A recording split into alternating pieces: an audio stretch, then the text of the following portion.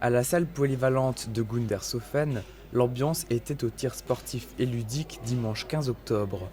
L'association Freelance Airsoft Factory a organisé la 3e édition du concours de tir Airsoft comprenait des lanceurs de billes à air comprimé. Au programme le matin, les joueurs ont pu concourir à travers plusieurs ateliers ayant chacun leur spécificité, les uns étant en poste fixe et d'autres en déplacement. Alors on a une épreuve, c'est le El Presidente, qui consiste à tirer rapidement et précisément sur les cibles. On a le tir rapide, là il faut tirer très rapidement et faire le meilleur score. On a le parcours de tir, il faut faire un rechargement en cours de parcours. Donc c'est vraiment une course à la montre.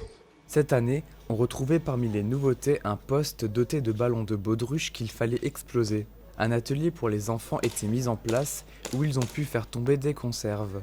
Ils tirent avec un pistolet à air comprimé adapté qui n'est pas une arme. Il ne faut surtout pas dire arme dans l'airsoft, on dit surtout réplique. Donc c'est plusieurs types de répliques qu'on peut trouver dans le monde réel, que ce soit dans l'armée, dans la police ou quoi que ce soit, et qui sont constituées spécialement pour tirer des petits projectiles de 6 mm.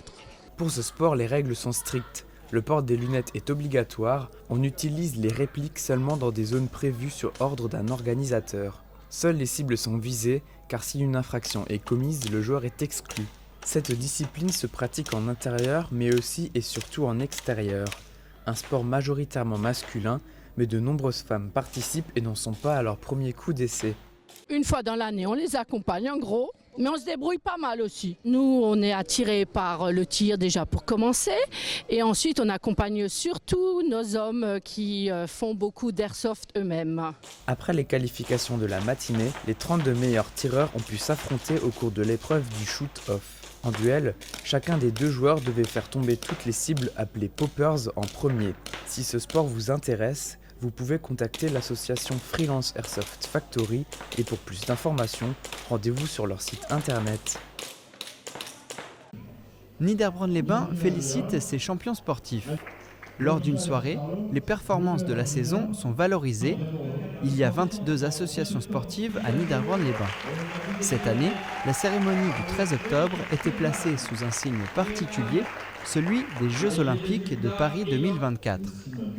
3 personnalités présentes aux JO précédents ont raconté leur expérience. Le député Frédéric Reiss lors d'une mission parlementaire, Freddy Kroom avec l'équipe de France de tir handisport et Michel Bury, vice-champion olympique de tir sur 50 mètres en 1984 à Los Angeles. Les jeunes sont invités à prendre la pose symbolique, les doigts en triangle. Encore quelques années d'entraînement et qui sait, certains d'entre eux participeront peut-être aux Jeux Olympiques de Paris 2024.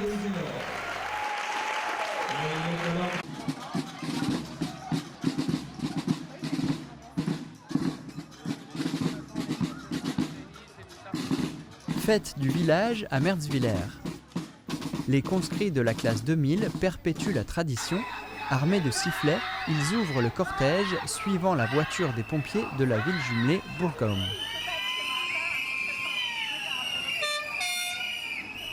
Quatre groupes musicaux animent le défilé sur des chars et un groupe parcourt le village à pied.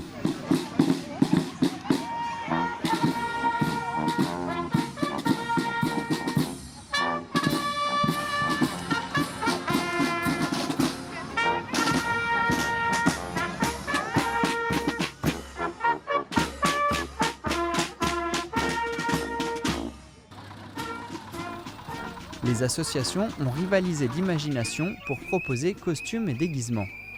On profite de la fête grâce aux images de l'apiculteur du village, mais aussi vidéaste, Jean-Marie Schaeffer.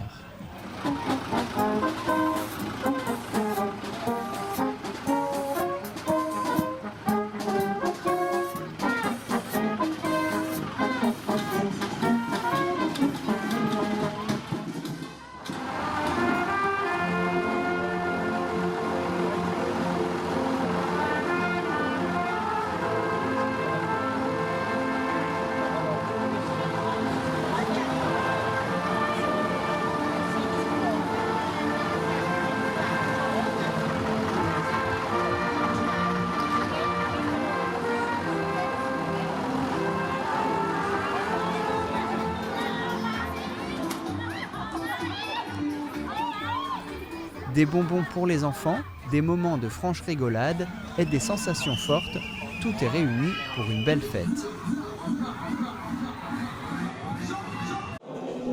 À l'occasion du traditionnel pot-au-feu du 3e âge, le mercredi 18 octobre, les paroissiens d'Auvillers se sont retrouvés au foyer communal. Chaque année, la manifestation a lieu le 3e mercredi du mois et chaque année, une quarantaine de couverts sont dressés.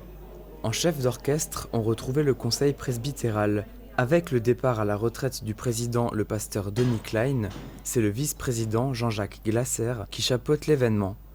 Il a prononcé quelques mots en alsacien lors de l'apéritif pour remercier les personnes qui ont fait le déplacement.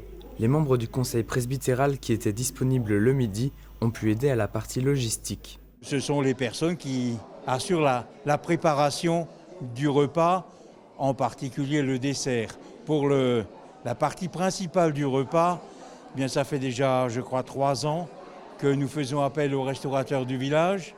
Et de toute manière, j'ai toujours, même dans ma vie professionnelle, aimé faire participer les gens, disons tout près, les proches. En entrée, on retrouvait un potage aux légumes, quenelles et croûtons de pain. Le traditionnel pot-au-feu, lui, était accompagné de pommes de terre sautées. La préparation, qui nécessite plus de 3 heures de cuisson, était servie avec une sauce au réfort. En dessert, les femmes du conseil ont préparé salade de fruits, café et gâteaux. Le conseil presbytéral sera présent le 2 décembre au marché Saint-Nicolas, ainsi que le 3 décembre pour une vente d'objets au foyer communal. Le film Les Sentinelles est passé en avant-première à La Castine. En présence du réalisateur, Pierre Pézera, un débat avec l'association Héron a suivi la séance. Dans votre film, quelqu'un dit l'amiante est un produit naturel. Le film s'inscrit dans la Semaine de la science à La Castine. Le père du réalisateur, Henri Pézera, était un scientifique. Ce lanceur d'alerte a contribué à faire interdire l'amiante en France. Le film parle des combats de ceux qu'il nommait les sentinelles. Il est question de substances nocives, pesticides, amiante, insecticides, qui portent atteinte à la santé au travail et plus largement à l'humanité. Ils ont trouvé des armes pour débattre et finalement arriver à trouver des stratégies pour faire avancer et ne pas avaler tout cru les arguments qu'on leur sert. Le film Les Sentinelles pose des questions d'avenir et donne un aperçu des combats environnementaux.